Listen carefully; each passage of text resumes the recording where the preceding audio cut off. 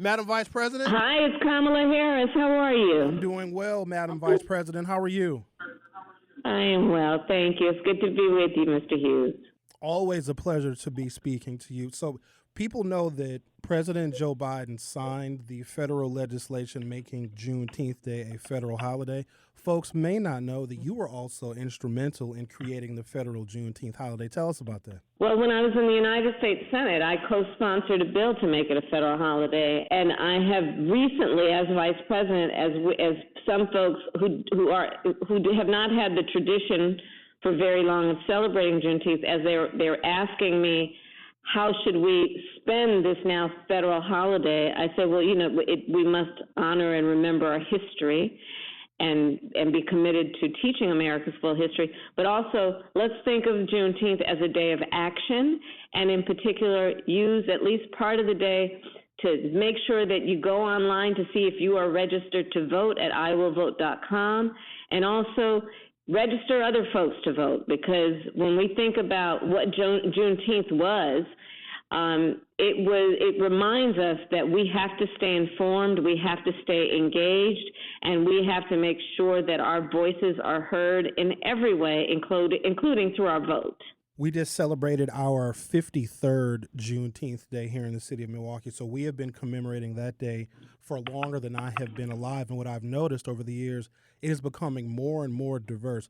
Madam Vice President, Juneteenth Day is not just a holiday for African Americans, it's a holiday for everyone. Would you agree? I agree, and I think that Juneteenth really, it's the story of our ongoing fight to realize the promise of America, and the promise of America being a promise of freedom, liberty, and opportunity, not just for some, but for all. And when we look at what has been happening recently in terms of an intentional, full-on attack on hard-fought, hard-won freedoms and rights, I think Juneteenth is a day for us to remember that in order for us to maintain and protect our freedoms, we each and all of us have to be vigilant, we have to be active, and we have to realize we can't take any of our gains for granted if we are not proactive in fighting to secure and preserve those rights and those freedoms. And of course, that includes the freedom to have access to the ballot box, the freedom to make decisions about your own body, the freedom to love who you love openly and with pride, the freedom to be free from gun violence and the fear of gun violence, the freedom to be free from hate and bigotry. All of that is at stake right now, and I think Juneteenth should be a day for us to recommit ourselves to fighting for everyone's freedoms. It was, in fact, a beautiful day in our wonderful city of Milwaukee. However, your opponent thinks Milwaukee is less than wonderful. In fact, he called it horrible. I know you've been here many times. Madam Vice President, have your experiences in Milwaukee led you to believe that this is a horrible city? Let me tell you, I love Milwaukee, and I keep coming back to Milwaukee.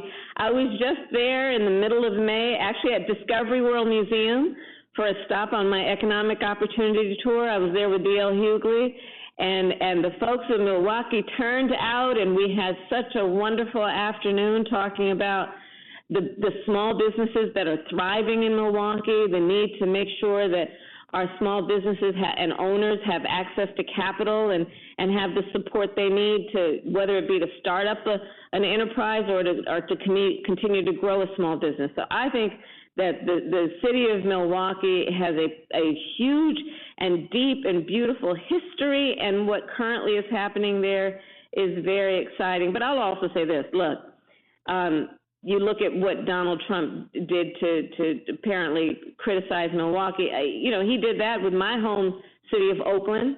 He did that as it relates to Baltimore, as it relates to Atlanta and Philadelphia. And I'll let your listeners connect the dots in terms of what all those cities have in common. But there seems to be a pattern at play. There certainly is a theme, and it's a very important theme because we know that African-American voters, particularly black voters in the city of Milwaukee, very well may decide this election. I know the polls are close, and 2020 was only about a 20,000 vote margin in which President Biden won by. To reinforce the point, what is at stake for black voters, not just in Milwaukee, not just in Wisconsin, but nationwide in this pivotal election? I think there's so much at stake right now. You look at it in terms of the fact that you have the former president who wants to be president again, we can't forget what he was and how he was when he was president. There were, by my count, as many as 60 attempts to get rid of the Affordable Care Act, also known as Obamacare. And the president was behind those attacks. He wanted to get rid of the Affordable Care Act. And if he is president again and is successful with that goal, at least 300,000 Black Americans would lose their health care coverage.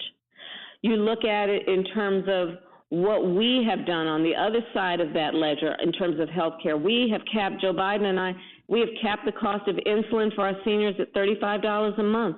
Black folks are 60% more likely to be diagnosed with diabetes. For too long, our seniors had to make decisions about whether they could afford to fill their prescription for insulin or fill their refrigerator. We have now capped it at $35 a month. You look at it in terms of the former president saying that he would be a dictator on day one and he would use the Department of Justice in a way to weaponize it against his political enemies. We, on the other hand, approach our work around saying that we are going to fight for freedoms. We're going to fight for a woman's decision and right to make decisions about her own body. And so the contrast couldn't be more clear, not to mention what we plan on doing if reelected. We cap the cost of insulin at $35 a month for seniors. Well, the next step is to cap it at $35 a month for everybody. We are working on affordable housing. This is an issue for the folks of Milwaukee and around the country. We are proposing that if people are the first generation in their family to be able to buy a home, that they'll get a $25,000 tax credit toward the down payment, and that they would be eligible for $400 a month of a tax credit to help them with their mortgage on a monthly basis. We know homeownership is one of the greatest ways that we can build intergenerational wealth. So the contrast could not be more clear for Black voters and all voters. And the bottom line is that we have power when we vote, and let's not let anyone take our power from us. Madam Vice President, always a pleasure to talk to you. And just let me say this, I will extend the warmest of welcomes to you anytime you want to come back to our wonderful city, our beautiful city of Milwaukee. Thank you so much, Madam Vice President. I am looking forward to being back in that beautiful, wonderful place. And thank you to your listeners. I appreciate you, Mr. Hughes. All right, have a great day. I'll talk to you soon. You too. Bye-bye.